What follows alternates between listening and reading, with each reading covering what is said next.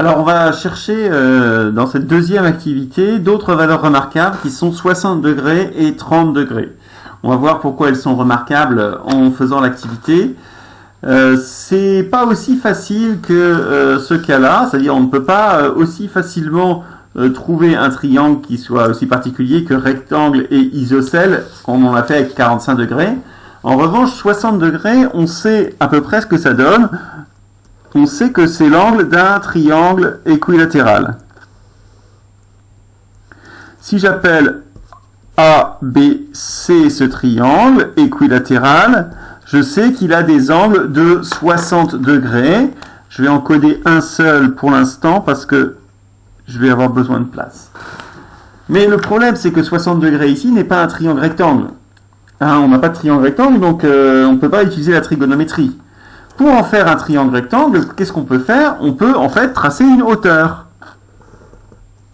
Si j'ai cette hauteur-là, ici, j'ai un triangle rectangle dont un angle vaut 60 degrés, la même chose de l'autre côté, et l'autre angle, ici, si j'ai 2 fois la moitié de 60 degrés, j'ai donc 30 degrés.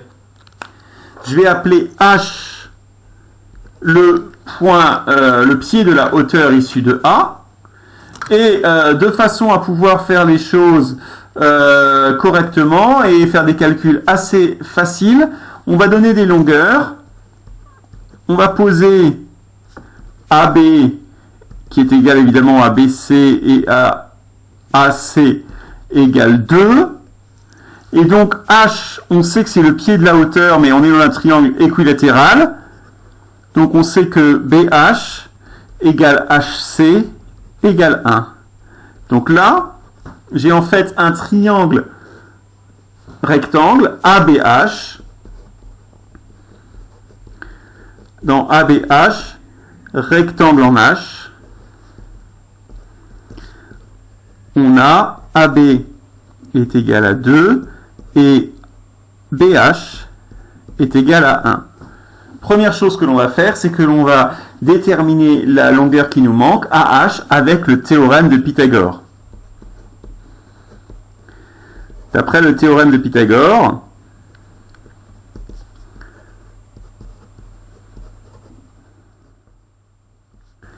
on a, alors attention ici, on cherche AH, c'est pas l'hypoténuse, donc on écrit tout de suite, l'égalité de Pythagore avec l'hypoténuse, AB au carré égale BH au carré plus AH carré. Et si je remplace par les valeurs, ça fait 2 au carré égale 1 au carré plus AH carré.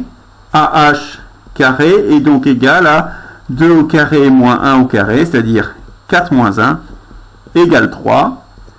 Et AH a une valeur, certes qui n'est pas facile, mais qui est quand même facile à nommer, c'est la racine carrée de 3.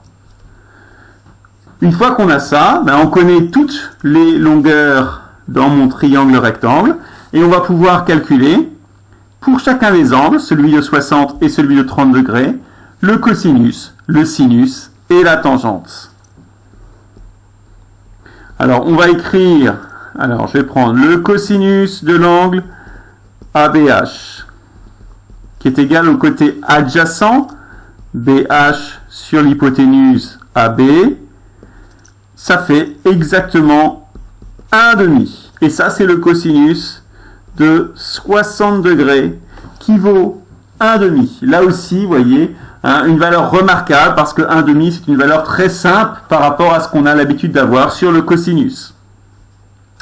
On peut aussi calculer le sinus de 60 degrés, qui est égal donc au sinus de l'angle ABH. D'ailleurs, j'ai oublié mon chapeau sur l'angle ici.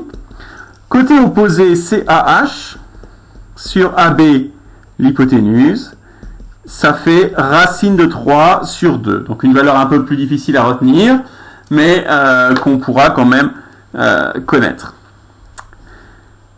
D'après ce qu'on a dit tout à l'heure, on se rappelle aussi que le cosinus d'un angle aigu, c'est le sinus de l'autre. Donc, en fait, on sait déjà que le sinus de 30 degrés va valoir la même chose que le cosinus de 60 degrés, c'est-à-dire 1,5. et que le cosinus de 30 degrés va valoir le sinus de 60 degrés, c'est-à-dire racine de 3 sur 2. Vous pouvez le vérifier avec les formules, mais ce n'est pas nécessaire qu'on le refasse. En revanche, on va faire la tangente de 60 degrés, c'est-à-dire la tangente de l'angle ABH. C'est le côté opposé AH sur le côté adjacent BH. Ça fait racine de 3 sur 1, c'est-à-dire racine de 3 pour la tangente de 60 degrés. Et enfin, la tangente de 30 degrés. Alors, si vous vous souvenez, vous savez que c'est l'inverse de la tangente de 60, mais on va le calculer avec l'angle BAH. Côté opposé, c'est BH sur côté adjacent AH. D'après ce qu'on a trouvé, ça s'écrit 1 sur racine de 3. Mais là aussi, si vous prenez votre calculatrice, vous verrez que la façon dont on l'écrit, on préfère écrire racine de 3 sur 3. Voilà pour cette deuxième activité.